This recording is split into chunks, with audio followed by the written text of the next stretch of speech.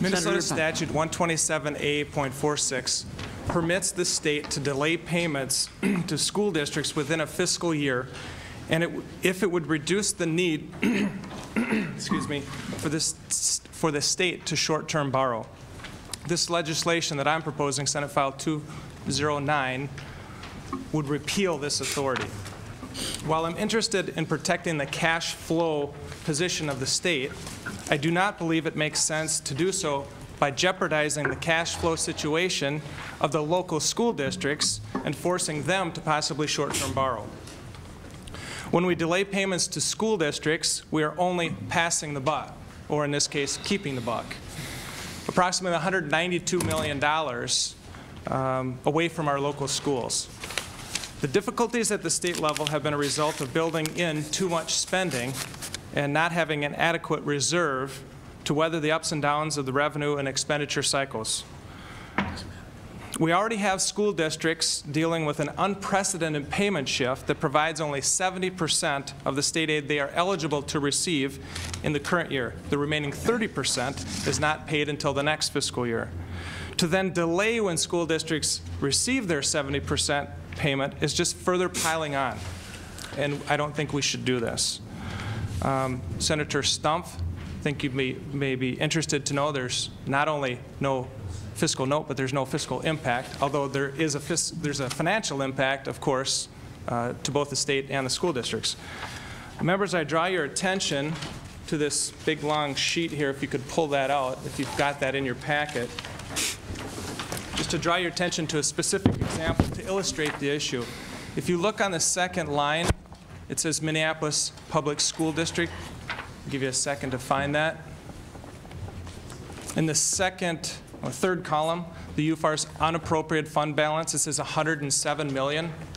So this is their fund balance. This is the money they've got. And if you look over to the column titled Aid Delay 130, as in January 30th, 2011, you'll see $13.1 million in that column. So while they do have a fund balance, or because they do have a fund balance, we're delaying payment to them to the tune of $13.1 million.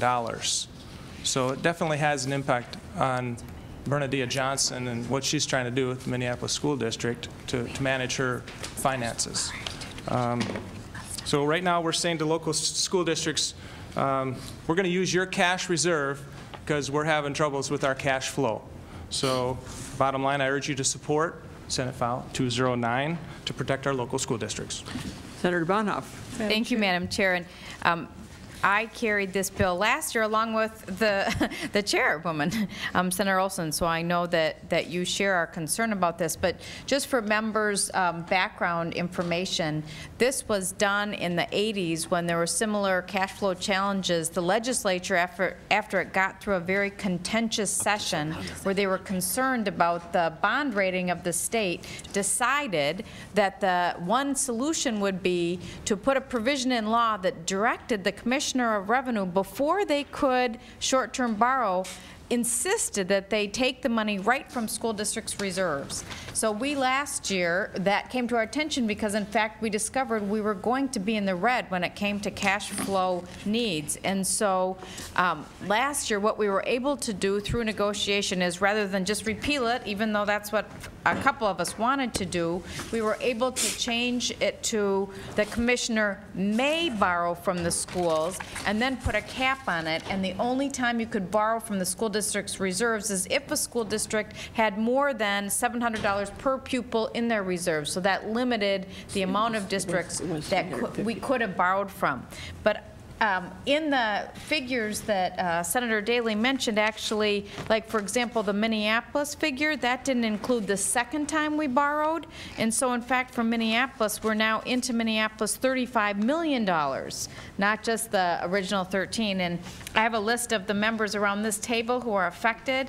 Senator Nelson, Rochester is owed $2.9 million. Senator Stumpf, Grigla is owed $1 million. Senator Chamberlain, $1.2 million for White Bear Lake. Senator Wolf, Mounds View is owed $165,000. Senator Torsby, I mentioned the $35 million. Senator Sieben, $11.7 million to Hastings.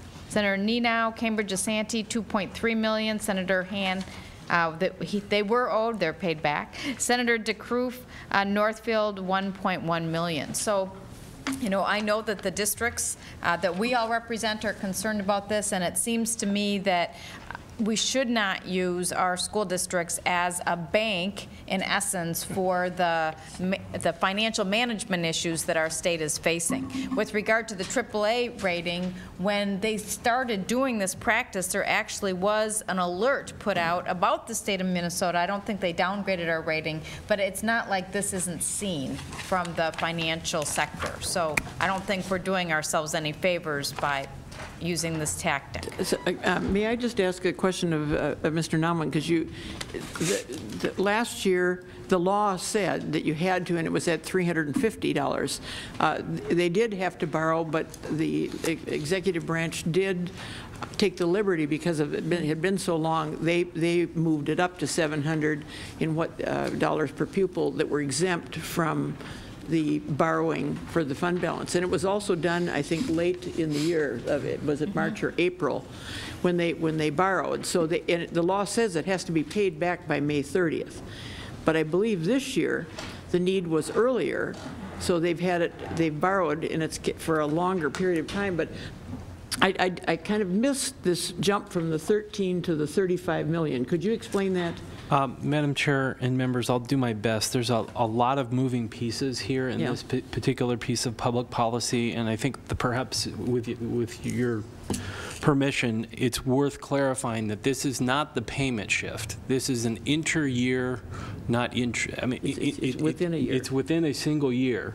So the school districts don't lose any money in any particular year as a result of this policy. It's just we're moving off the normal 23 times per year payment schedule. Districts get paid 23 times, or 23 times during the course of the year. It's roughly every 2 weeks. And to accommodate the vagaries of when the districts, or when the state rather, is flush with cash versus times when it's not, this policy allows the state to accommodate those needs. So what's different this year relative to last year is a couple of things. First, last year, as the testimony has already gotten into, the statute said must. So if the Commissioner of Finance at the time determined that we were about to need to cash flow borrow, the Commissioner was required to use this statute. And the statute had in it at the time a formula that was key to, and the primary difference was a $350 calculation per kid. And when you increase that calculation, you're basically allowing the school district to hit a threshold, a higher threshold before the statute kicked in. And at the time, two things were happening. The school districts argued that the formulas hadn't been adjusted for inflation, because this has been a dormant statute since the late 80s that had never been used before. The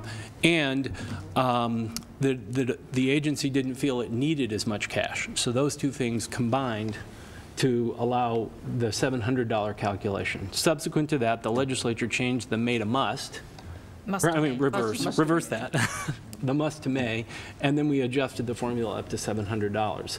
So last year, I think the delay was about $423 million, or in that ballpark, and now we're looking at about $192 million. In terms of your direct question, what's going on between the difference between the 13 and the 35? The agency had done a lot more cash flow analysis, and I'm talking about MMB, and so they effectuated this much earlier in the year. And what you're seeing is occurring in the aid delay on 130, the one right in the middle of the page, January 30th, is a couple of things.